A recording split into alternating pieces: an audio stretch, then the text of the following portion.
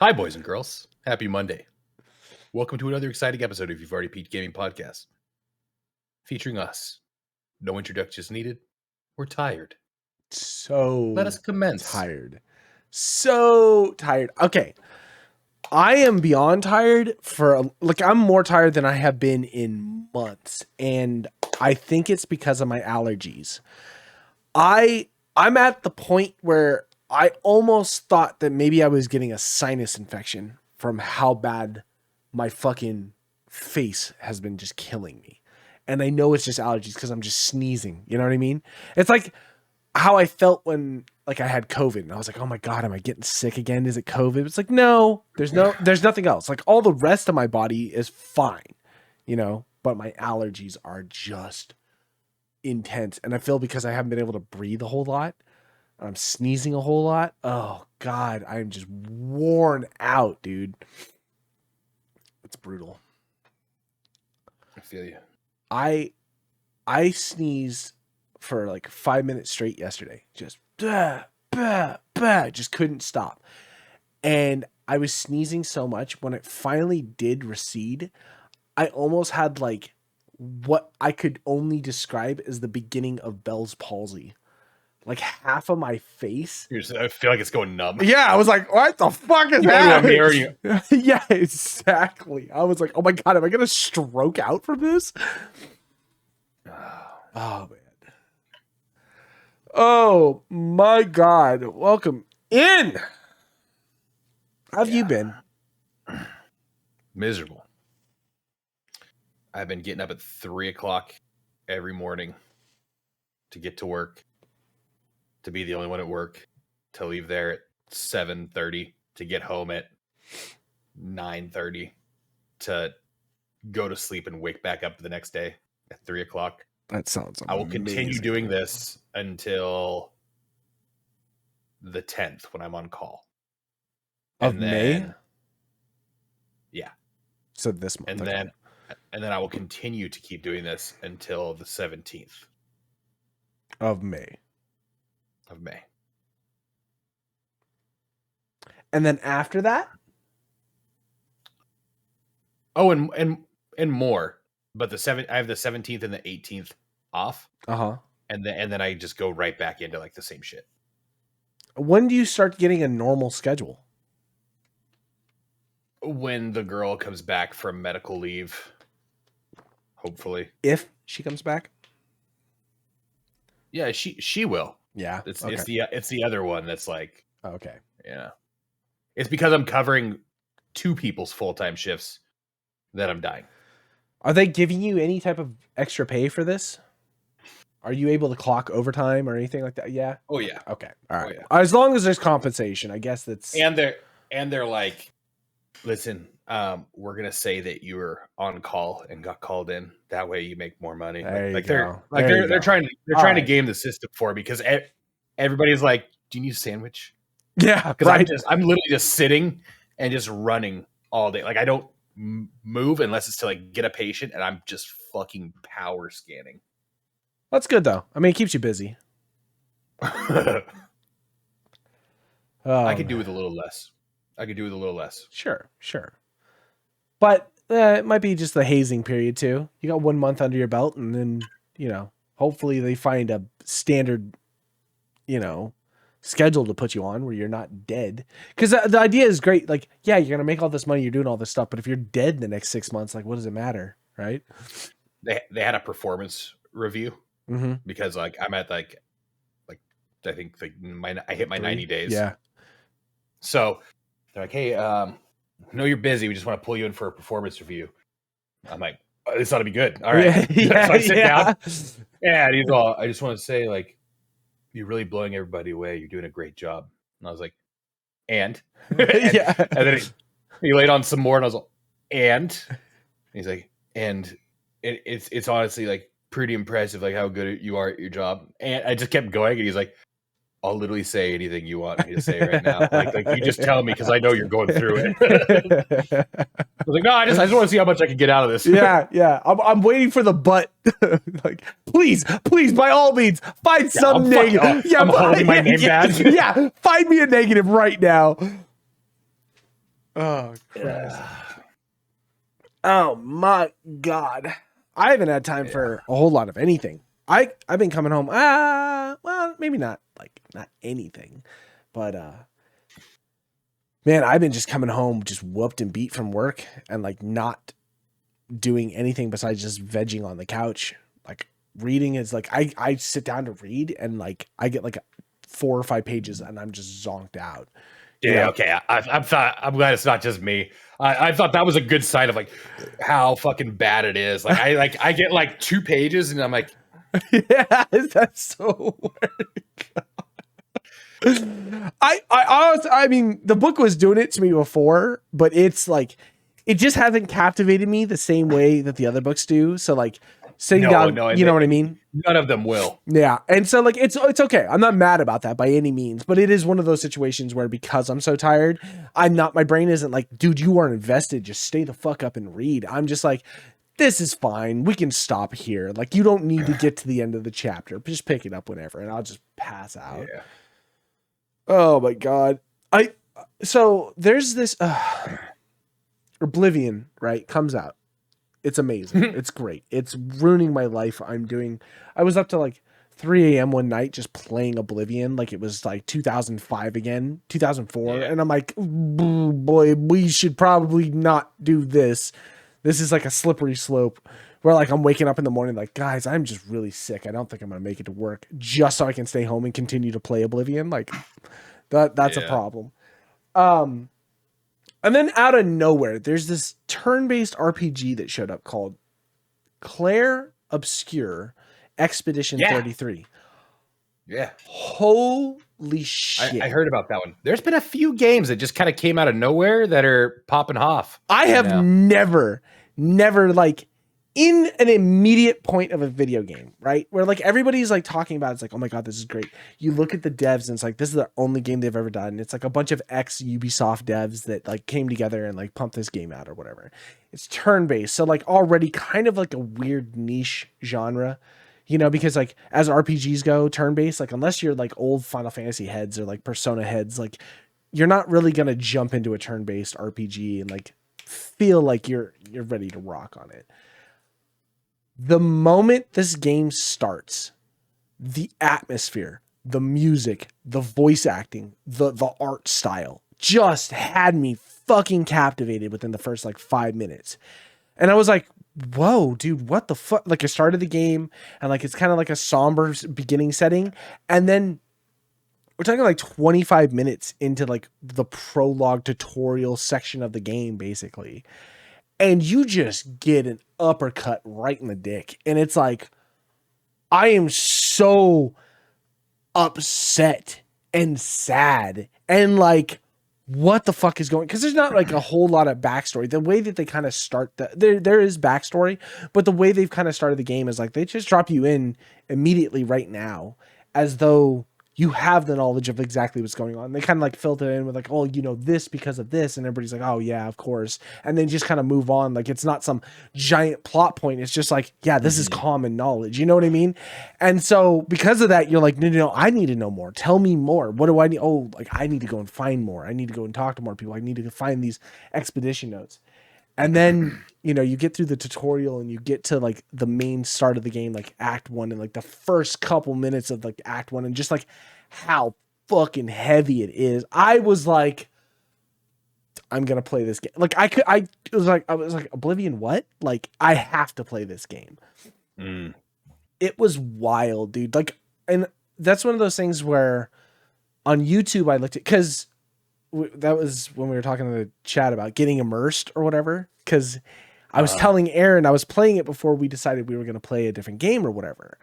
And he's like, I want to fucking throw my phone at the wall. I'm like falling asleep at work, and every time I like my phone goes off, I look, it just says I'm so fucking immersed. I was like, I fucking hate everybody in this fucking group chat right now. Of all the things that's pissed me off, that's been it. Well, so like I've been playing it and I'm like, oh my God, you guys have to play it. Sean's like, I'm not off of work until later. Aaron's like, I just finished downloading it, so I'm going to probably wait. And I was like, no, fuck that. If we're not really playing anything, just start it up. Just start it up and get in. So I'm watching a cutscene and he's watching the opening, and Will comes in like a tornado, dude. Just enters into Discord, fart noises. He's hitting every single soundboard he can fucking press. We need him to get fucking 86 from that fucking pub. Swear to you. And I was like, all right, well, I'm going to have to go back and fucking rewatch all of this, and we'll call it.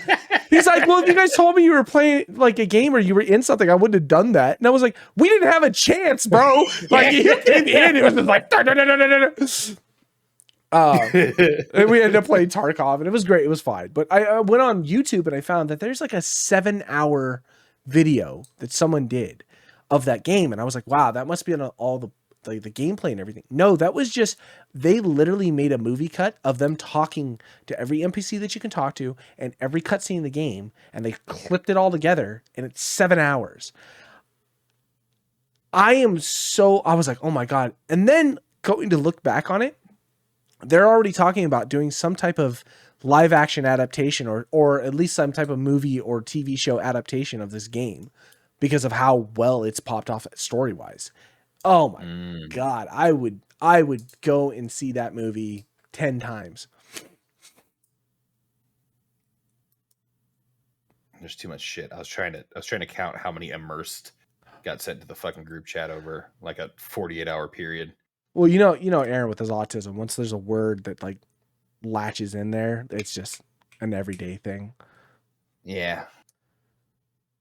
I'm glad it's a shame it can't be like a racial slur of some kind. Like, I mean, he was dumping Ladyboy pretty fucking hard. Is that a racial slur? Or is that just funny? I mean, it is funny. Yeah. You look like a ladyboy. There's that one. So that one, you put something in like the chat about it, like when you started playing it.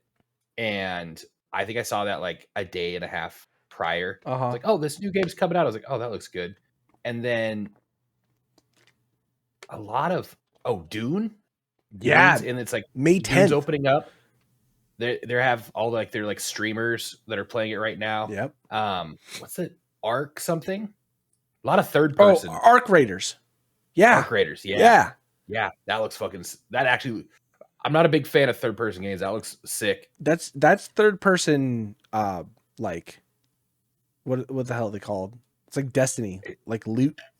What the fuck is it? Yeah. It's almost like, if I had to categorize it, it almost looks like Division meets that like Forever Winter, that like scavenger game. Yes. Like there's just like a bunch of like shit like that. Yep. Doesn't look bad. No, that's actually one I've been following for a little bit of time. And then another big one was that Borderlands came out and was like, hey, we're moving up our launch date, which, yeah, they're pumping a lot of shit too, all out of nowhere. I don't know. Yeah, I would pump the brakes on that one, guys. You know what I mean? Unless they're trying to fucking dump it before fucking GTA comes out. So did you see GTA got pushed to next year? Yeah. So because that was so now all of a sudden everybody's like, yeah, this is our shot. Yeah. Well, that was the thing I was looking at. I was like, all of a sudden, you know, GTA was supposed to get launched this year. And then Borderlands comes in and is like, hey, we're actually going to launch this a month early. So in my head, it was like, oh, somebody knows when GTA is supposed to get their release date. Mm-hmm. They're trying to beat that release date window. Oh yeah. And I was like, okay, you have to. And I was like, but that's exciting too, because then you knew GTA was around the corner. And then it was like, you know, Rockstar being like, actually we're going to release it next year. It's like, actually, that seems the smartest thing. That's a big game. That's going to require a lot of shit. Like, that feels like, you know what I mean? That feels like one you should sit on for a minute. Yeah. Give it 100% your best fucking shot. And if I was any like big game dev person, that was relying on big numbers, I would have it nowhere near. No, I wouldn't even put it in the same year as GTA 6. Yeah. Yeah. It's going to be chaos. It is, and it'll be one of those games that I feel like it'll be one of those games that are chaos for like kind of the dumber reasons. Like it will blow up and have a crazy concurrent count because it's GTA, right? It's the same reason why like Elden Ring or Dark Souls would have a blow up, because everybody has now gotten to the point where GTA is the shit. Yeah, exactly. And so everybody will end up playing it. Everybody will buy it. Everybody will play it. It's COD. Yeah. It is just, like, it's got such a stupid following that even if it was shit, it would be a huge success. The thing is the difference with GTA was it will retain its player base for a long period of time, but it will, I don't think it'll blow up until the mod community figures out how to integrate all their stuff or start working on it, because that's what happened with GTA 4. When GTA 4 was out and all the mod community was running and everything was great, GTA 5 came out and it blew up, but GTA 4 was almost more played than GTA 5 because of what people could do with that game. And it wasn't until they cleaned up the API and then people could just start dicking around with GTA 5 a lot that all of a sudden GTA 4 just kind of like disappeared. You think they're coming in with that like in mind though? I think they are, but I think that they're also going to have just a roadblock with technology. Yeah, true. I saw this video of this rapper from like Memphis or something like that, and he was saying he makes close to 150 grand a month just hosting a server on GTA 6 that people pay into. Oh, and the guy was like, "What?" He's like, yeah, it's like I have a subscription thing. If you don't pay every month, you get kicked off the server. So it's like me and there's a bunch of other rappers and we just run around doing hood rat shit. And everybody pays to be in there because it's part of like the persona and the clique. Right. I didn't realize there was that much money tied up in the game that's not the game, you know? Yeah, dude. Wild to think about. That's kind of a wild. Yeah. Like I can see there being like paid servers for games, you know, if it was like if you had like a niche mode and like there was like a good following. I guess I can kind of see that, but that seems kind of wild. Okay, to me. so you rent a server, but it also makes sense to me, right? Because you rent a server from Indifferent Broccoli or something like that, or maybe you just have your own server. But if you're charging people a subscription to get into your server, oh man, the question comes down to like, where's the line of real money transactions end? Like, where do you break TOS? Right? Is there terms of service? There's still 100% of terms of service. Yeah. For GTA? Oh, for sure. Oh yeah, for sure. Huh. I mean, all online games have it, but I mean, how lax a company is, you know, will determine on how much money they're bringing in. But so it all comes down to you making more money than if I paid for a game, I rent a server from some third-party company, GTA is not making any money on that, and then I turn around and then charge the player base a subscription to play on my server that I'm renting from a third party that's already a free server that you can basically just get, right? Like I don't know. At what point does a company... how all that works. At what point does a company go like, fuck you, you're taking money from a business? Or what point does the online model just become a subscription thing? Like, wow. Ooh, and so oh man, I was thinking about that too, because the thing about especially GTA, their servers is it's detailed specifically for what those people want to do, like the RP community, right? They rent a server and then they dump whatever they want in to have the very specific settings. So unless they were doing privatized servers for people, individualized, that they could just do whatever they want, I don't know how you would charge a subscription service. Like, here's a subscription service, here's a free server to run and do whatever you want with. Seems smart. Yeah. It seems smart until you realize companies like Rockstar or just any company that relies on a modding community to do stuff has no intention of ever making their game better. So if they hand you something like that, you know it's going to be the worst server you've probably ever fucking played on, right? Yeah. It's like the Walmart brand version of something because they're like, we're not going to put a ton of money into it. It's the pre-alpha release that they just kept around. Exactly. Like, oh, we'll give them this. We'll let them play with this. They won't know. Oh man, I wonder if I'm going to have time for GTA.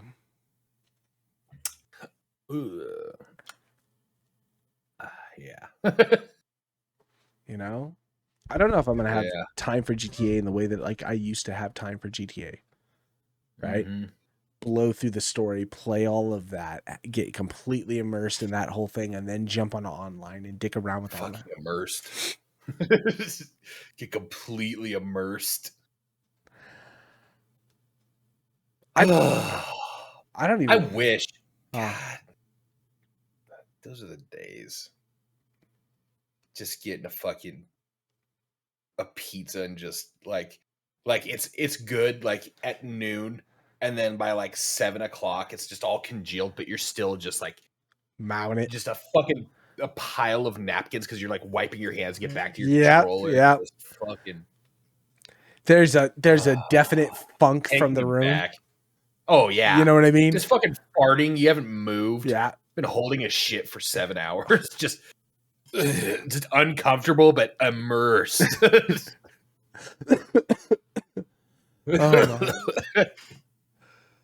Oh, see, because I was thinking about that when I played Oblivion. Right, I played Oblivion when it first came out, and then I got the Game of the Year edition when I worked at GameStop. So it was like 2007 or whatever. I had the worst flu of my life. Like I thought I was dying flu, and I had been sick for like I don't know, like a week, and I couldn't break a fever for like 4 or 5 days. Like I was dying. I thought that was when I was out in Buck's Bar too. So it's like if shit got sideways, I was just dying in the woods. And so I remember it was either Trav or Madison. I had them bring me home Oblivion because I was like, just bring me home an Oblivion so I can fucking play. Do you need like cold flu medicine? I want you to bring me Oblivion. Yeah, exactly. They dropped off Oblivion at the house, and I remember just being dead in that downstairs fucking apartment, just laying on my side and just playing Oblivion for hours. Man, the cold sweats in that like cinder block room. Oh my god, dude. Just absolutely just and like like I put like a couple blankets underneath me and then towels, and then I had a blanket on top of me because I was just sweating. I was freezing, but I was sweating, and I was just like, that couch was just kind of gross and just held stuff. Oh my god. I just like played Oblivion, played everything, played all of Knights of the Nine, played Shivering Isles, played the whole thing. Like, so we're talking like 300 hours of like gameplay. Like, you know what I mean? Holy Christ. It was amazing. And that's what I was hoping for this. And I did, man. It hit me immediately. It hit me so hard. Like the nostalgia points, running around, collecting all a bunch of armors, like cheesing the game, like being like, oh, I wonder if this is still broken. Yep, sure as shit, still broken. Yeah. There's a voice line you're talking to one of the characters, and it was in the original game. And the girl's like, oh, the mages took off the Winter Castle or blah, blah, blah, blah, blah, or something. And then in her reading it, she goes, actually, can I do that again? That was terrible. And then rereads the line again. Yeah. They kept it in the game. So like you go and talk to her again, and it's like, oh my god, that's awesome. And even with like because I guess like somebody's like they even had like the mocap where she looks back down at the script and like looks over. Like all that's kept in. It's all upscaled and everything, but it's still there. Fucking that I hate to say it, but if you're gonna make a remake of a game, it needs to be an exact remake of a game. It needs to have all the bugs. It needs yes, there are some things you can polish up. Some things that are just broken that don't work. You know what I mean? If you can exploit a game and break it that way, that's a different thing. If I load into a world or I go through a door and every time for the past 20 years that game has broken at that point, you just can't complete a story quest because it's something like that. Like, okay, fix that. But all the little things that made the game, you have to keep that shit in. And I think that's what's missed about a lot of remakes. I think that's why they don't hit so well. You know, you see all these Yeah. upscale remakes and they've redone everything and new voice actors and all these things. It New does. It voice. doesn't feel the same when you're moving. Yeah, And it's just like yeah, it's a game that's a remake of a younger game to capture new audiences. It's not an upscale version of it to capture the old audiences. And I think we just want rose tinted glasses. We don't want new shoes. Exactly. And I think Oblivion has done that fucking well, man. Well. I love that, like, Oblivion, that all this, like, we didn't even know when we were gonna like get it. Like, it was like rumors and stuff like that, and then like a leak, and then another leak, and they're like, "Fuck it, we have to now." Like, everybody's like, "We know it's coming, Todd." Like, the fucking pitchforks are outside. He's like, "Just do it, sell the horse again." I saw a meme or whatever, and it's like a factory line, and it's like, you know, Morrowind, Oblivion, Skyrim. And the guy's like, I guess we're just making Skyrims now. And then the next one on the line is Oblivion, and he's like, uh-oh. Like, it's so funny. Oh, Morrowind. If they redid Morrowind, I think they'd have to. Yes. They'd have to. I don't want, you know, bring it to like Oblivion's pace. Yeah, man. That Fix a little bit. Don't fix a lot. Don't like overly change it to where it's fucking, you know, true, unrecognizable. Which is hard to say because it would be pretty unrecognizable. But like, you know, just kind of keep it in its wheelhouse, because each one kind of has its own wheelhouse. It really does. Morrowind plays so drastically different. Like, even like Oblivion to Skyrim, you can see the progression of like, hey, this is what worked so well, and this is what we're going to capitalize on. And it feels samey in a certain sense. Like, you can do certain things in Oblivion that you can do in Skyrim, and it feels like it's mirroring that complete, like, here's the second game. Morrowind plays so very, very different. You know what I mean? Like, actually having to click chat boxes and stuff like that, you know, like old school things of that nature. I don't know if you could update it without it being like a complete rework. Yeah. Or if you tried to bring it to Oblivion's like style, I think it might end up ruining the game.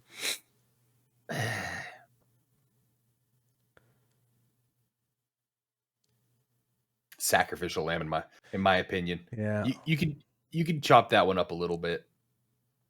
Yeah, like I feel like if you still have like the bleak landscape and like the everything behind it.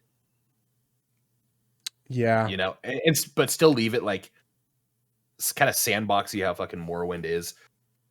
You know, there's obviously like objectives and stuff, but it's definitely not as like well thought out as like everything else. Like, true. Kind of leave it like that. Make it still something that you can just run around and fuck around. Yeah, town chasing you. I agree to that. There's also, you know, what I like about some like remakes of games or whatever, or not even remakes, but like rebooting franchises, is when you take something like Doom 6 2016 is like a great example of like rebooting something in like a newer light. Or when they did the Tomb Raider game in 2015 or whatever it was, or 2014 or whatever, and they like kind of rebooted that and like kind of gave it like almost the Last of Us like gameplay vibe. Like, those are some of the remakes that I'm looking for. You know, those are the things that I get really, really hyped up about. Because I don't want to do another Final Fantasy. I don't want to see another Resident Evil game. You know what I mean? I am really excited. Leisure Suit Larry. Reboot that bitch. Only Magna Cum. Everything else you can skip. Oh, man. I'm really excited about Dune Awakening. Have you been watching any of the gameplay? I'm nervous. It's fun. I'm nervous. It looks Fortnite-y to me a little bit. It looks Conan Exiles. Like just with guns. Yeah. You know? Well, if that's what it is, then as advertised, I guess. Yep. That's exactly right.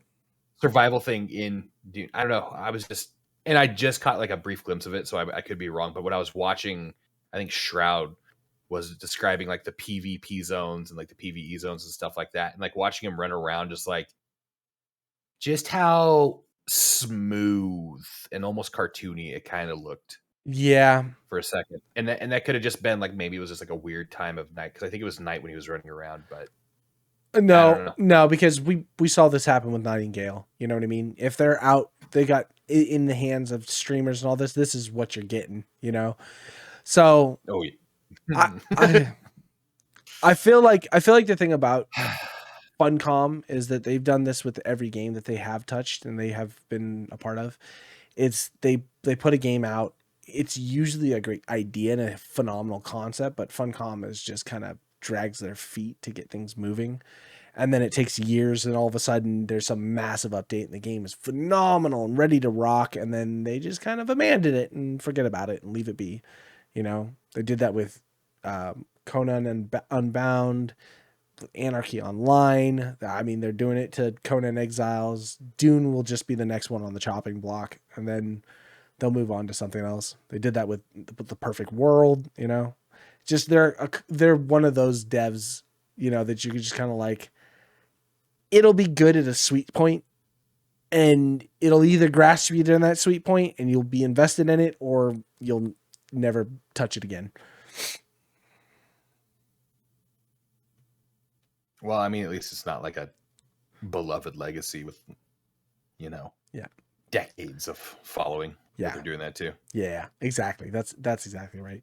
Yeah, God forbid it's a book that's also fucking this thick that, you know, people have spent, 60 years beating the lore out of top to bottom and then just cheese dick it.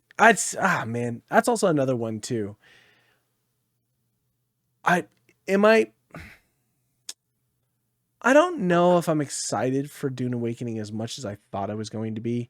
Like, I'm very excited for it just because it's a new survival and it looks crispy and fun. And I enjoyed Conan Exile, so I feel like I will enjoy this. But anytime you tie a real, like, an outside franchise or something that's already beloved like that, like, you could have called this, it could have been, yeah, it could have been anything. It could have been Jurassic Park, Star Wars or whatever it comes out to. Like, if you do something like that, you're going to catch more criticism than just something in its own right, Yeah. I don't know, man.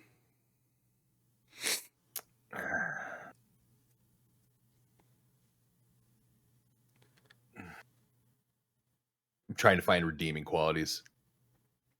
Not a lot. No. It could, I mean, I don't know a lot about it per se. I've only seen like little clips and stuff from like people doing like the stream tests and whatnot like that. They could, you never know though. They could kind of turn around with the whole like PvP aspect because I guess like you set up bases of the sand and then everything like resets. All like the loot points, everything in there resets with the sandstorms and stuff. That could be. It's definitely that could be enough to like when you're done fucking around in like the PvE and you've maxed that out. There could be like I don't know, like events and stuff like that like really keep that part of it going. Sure, because that's a Conan Exile thing that they're capitalizing on. I mean, the cool thing now is that like, when the sands shift or whatever. Did Exiles do that? Yeah, so Conan Exiles had sandstorms that would blow through, and it had degradation. I feel shittier then. Yeah, it had like degradation. So if there were player bases on servers, the sandstorms would start to destroy player bases. So if you weren't an online person during PvP events or whatever it came out to, like your base would start to get destroyed. And if no one was there to upkeep it, then it would start to fall and other people could raid it a lot easier. You know what I mean? It was those things. Sometimes kind of Rust-esque. Yeah, very Rust-esque. Like, and that was a big point of that game on the PvP servers was waiting for a sandstorm. Like, the sandstorm comes in 2 days. So they would prep all their stuff, get ready to rock. And then a sandstorm would blow through and then they go to like a big POI or whatever and just see if like someone wasn't online to didn't keep up. Exactly. And then they would just raid the shit out of those bases. And it was like, that's fun. That's cool idea. And so like with this one with Dune, the only difference is like the sands shift and supposedly the shifting of the sands will reveal different points of interest depending on watch sand shift. So that's kind of a cool concept too, where it's like, oh, in this like cycle of sand, this area is open and this is where I have to go to complete a mission or get a very special item or something. And like, that's kind of cool. I like that, you know, but I don't know. I feel like it's very, it's just, it's you took the wind on myself so hard when you're like, yeah, Conan did that. I was like, oh, that feels less cool. Do you remember when Ark, the guys that did Ark brought out a pirate game called Atlas? Okay, so Ark, right? Ark evolved, dinosaurs, whole thing, blah blah blah blah. Everybody loved it. They had like, you know, they're on their expansion number, you know, 8 at this point or wherever it came out to. The company comes out, they're like, hey, we made it, we're making a new game. It's a pirate-based game, and it's Atlas and all this stuff. And everybody's like, oh, cool. And they get in and they play it, and it's dog shit at the time. It's awful, awful. And they're trying to figure out why it's so fucking bad. Well, a couple people had found out, like at the main menu, if you like moved your mouse off screen to just a certain point and clicked a thing, it would just bring up the Ark menu and the Ark like title screen and all this stuff. And what people came to find out was the Atlas game that they were selling at like $40 full price was just supposed to be a DLC for Ark. But they thought that they could just bump it up a little bit and make it a little bit more of its own thing and they'd sell it, but then did it so half-assed and shitty. So Skull and Bones before Skull and Bones. Before Skull and Bones. And it was just like, they didn't even like try to like get the fucking latex mask to like sit on the face correctly. They just kind of stuck it on and they're like, here you go. And it was like, what the hell happened? And then they came out and they're like, sorry guys, you know, this is something we wanted to like really capitalize on. Try. It was something different from Ark and we didn't want to like have it meshed together. It was like, yeah, that's cool. But like, you couldn't even give it the proper facelift to call it its own standalone. You like the fact that we can drag our mouse off screen and open up like the Ark menu that this game is supposed to not be anything like. It's like, eh. And that's like I kind, you know, it's gross, but it's also like gross. I'm also worried that that's what Funcom is going to do here. That it's just Conan Exiles with guns. Fair point. You know.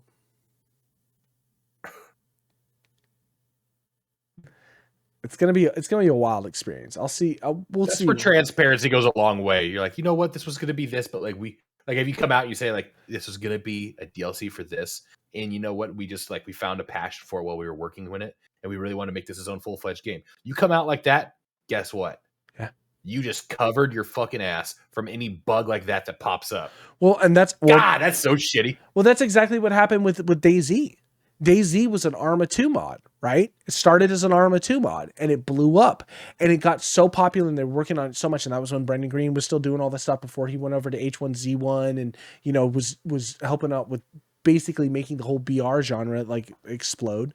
When Brendan left the DayZ, the mod team and then went and started working on H1Z1, they were struggling to make like the mod keep up. And, Atlas or not Atlas, who is it? Fucking Intrepid? Whoever the developer is for Arma, I can't remember who it is. They were like, okay, well then fuck it. Let's just buy the rights to the mod and we'll just do a standalone. And so that's what they came out with. They said, okay, guys, like we realize that you really enjoy this and like it's not getting as much. And now we're getting to a point where Arma 3 had already been out for a few years and people are having a hard time trying to like transition DayZ over into Arma 3. And so now Arma 2 is running on an old engine and it's kind of getting shut down. So the devs were like, okay, you guys love this so much. We're going to take it and just make a standalone version of the game. We'll take all the stuff you love. We'll update it. We'll get it all up and running and we'll make a standalone version of the game. We'll sell it back to you. And a lot of people were pissed off about the sell it back to you point. Like, why would I need to fucking buy this when I already have it on Arma 2? And they're like, you're right. You're absolutely right. By the way, we're shutting down most Arma 2 servers.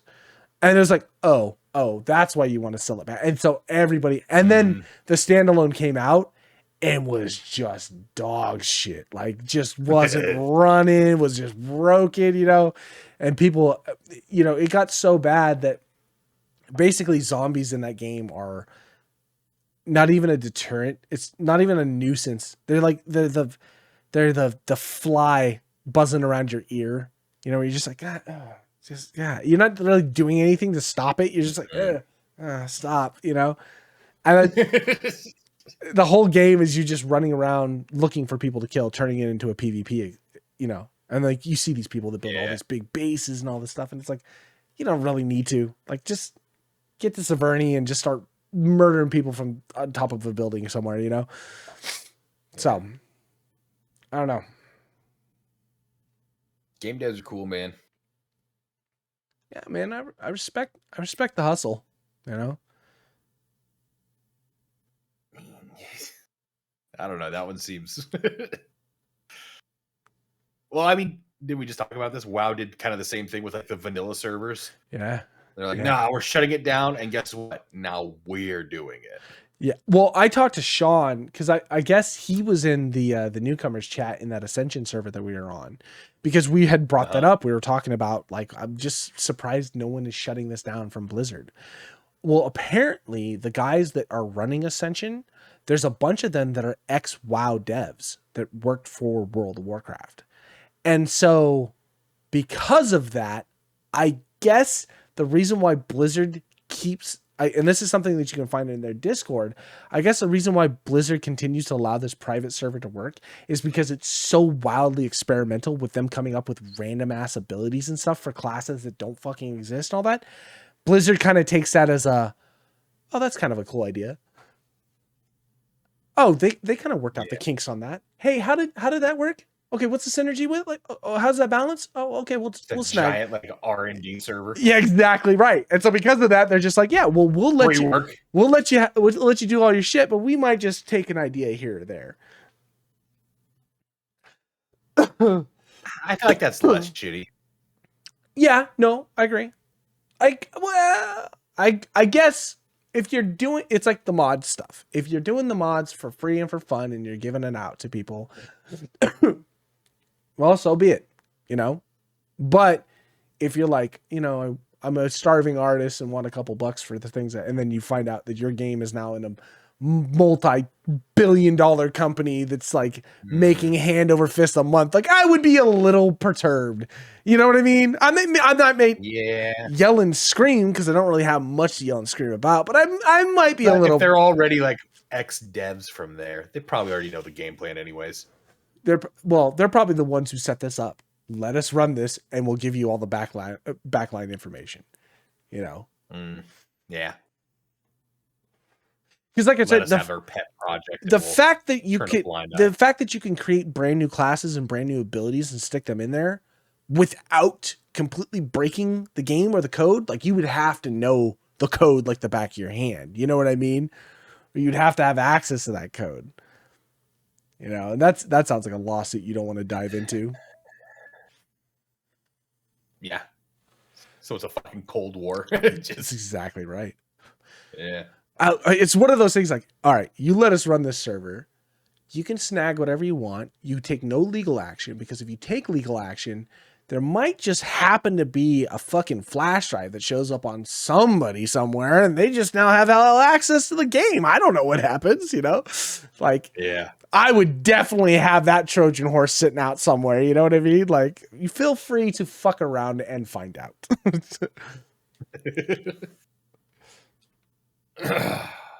Fuck. Yeah. I have. Yeah. Yeah. I'm so sleepy. I'm a sleepy boy. We're almost there. You have what? I have what? You said I have. You got nothing. Nothing, dude. I'm so like just mentally drained. I'm so tired. It's been a long week. Allergies been kicking my ass. Well, busy. I mean, we have been in a intense legal battle over being DDoSed by the Catholic Church in our last podcast. So it's understanding there's a lot on our mind. Yeah. I mean, even for the past like 20 minutes, like your internet at least it might be your internet has been like really choppy. Audio's great, video's shit. Because I was thinking about the Pope. See, that's what it is, man. I was the minute we finished last podcast, I was like, haha, you got smited. And then I was like, you're like, no, man, I'm here. I looked at my internet. I was like, oh, fuck, it's me. And Comcast is like, we're so sorry about it. It was like, what, 11 o'clock? It's like, we're so sorry about this. Internet will be back up at 2. All right, that's fine. I'll fucking pediddle around. Did you read it with like a Vatican accent, though? Yeah. We're so sorry. Yeah, exactly. Yeah. Like, and so, and then it was like 2 o'clock turned to 5 o'clock. 5 o'clock turned to 10 o'clock. 10 o'clock turned to 5 a.m. 5 a.m. turned to, we'll let you know when it's back on. And I was like, God damn. And that's another big thing. At least it was only on your day off. Yeah, right. Exactly. The only day that I was like, I'm off. I can play games. I'm home. I don't have to go anywhere. I'm ready to rock. I mean, thank God I did have some single player because I ended up playing a little bit of Oblivion. But like, I don't realize how much of everything I do is based off of my internet. It's like the same thing we talked about. Like everything you do is on your phone. Everything you have is on your phone. So like when you lose your phone, you're just like, I don't know what to do. I don't know how to do anything, you know? It's the same thing with the internet, man. I don't realize how much, like, when I'm done playing games and I get up to go and sit on the couch or something, I'll put music on. Just music. Not even like a TV show or anything like that. No internet means no music. You know what I mean? So you're just sitting on your couch. Yeah. I had music playing on my phone. I was like, okay, well, didn't I have DVDs at one point? I was like, maybe I can just fucking throw a DVD on a PlayStation or something. Couldn't find a fucking DVD to save my life. I probably tossed every single DVD I've ever owned. And I was like, I don't know what to do. I tried reading. And of course, we're reading this book. And it's like, yeah. And I was like, oh, maybe I sleep. Yeah, maybe I sleep. Maybe I get some food. That was the day I was like, I'm going to just go to the fucking pound and go see if I can find a dog. I show up at the pound. Oh my God. The dog shows up. You don't have internet? Yeah, exactly. Can you take me back? You know, there's a 30-day return on this. There's Wi-Fi at this PCA. I show up to the pound, right? And I'm like seeing some dogs and some puppies, and I'm like walking around. I'm like, oh, cute. And I get to this one kennel, and there's these 2 shepherds in it, and there's this little girl shepherd and this boy shepherd, and this boy shepherd is just over dominating, like biting her neck, holding her down, you know, stuff like that. Just very trying to be alpha male, but like he's like a year old or something. And she has just got these like, please save me eyes. And I was like, damn, dude, like, this is rough. So I went in, I was like, hey, can I meet her? You know, can you pull her out of the kennel? Can I get a one-on-one with her? I just want to see how she reacts to me. I want to take my hat off, you know, put the hat back on. I just want to see how she acts. If it's really just timid because she's in the kennel, or if she's really, really timid. Because I'm like, I also don't want to come home and, you know, I can fix her type of thing. You know, I need something that's going to be a little bit more stable. They bring her out to me, and she's just full of fucking energy, dude. She's like hopping 5 feet in the air, and I'm like, oh, well, we're already at a kind of a -2. Like, I don't want overly submissive, but I also don't want crackhead. You know what I mean? Like, I live in an apartment. I'm not trying to do that. But she was just come home. Dad, I got all the wires from the back of that box in your office. Yeah, exactly. Yeah. And so I was talking to him. I was like, okay, well, you know, let's just say, out of curiosity, I wanted to do the adoption. What does the process take? You know, how do I get her home with me?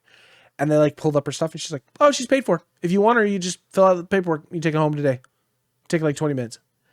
And I was like, no, the house isn't ready. I don't have toys. I don't got a kennel. I don't got dog, you know, bowls, stuff like that. Just the normal shit that you should have before you bring an animal home. I don't have all that stuff. I was like, no, I'm gonna leave her here for the day. We'll see if we can work it out. And they're like, well, we can't put her on hold. So if someone comes, it's like, someone's gonna come and snag her. I hope that they snag her. You know what I mean? Get her out of there. But I'm not ready for that.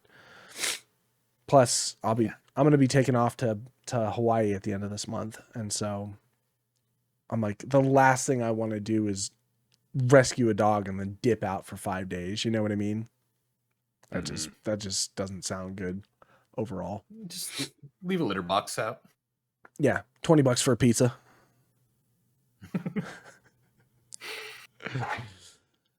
All right.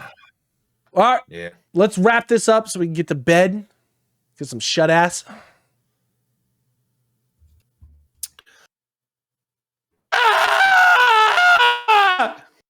Exactly. All right. Be good. We'll see you next week. Bye-bye.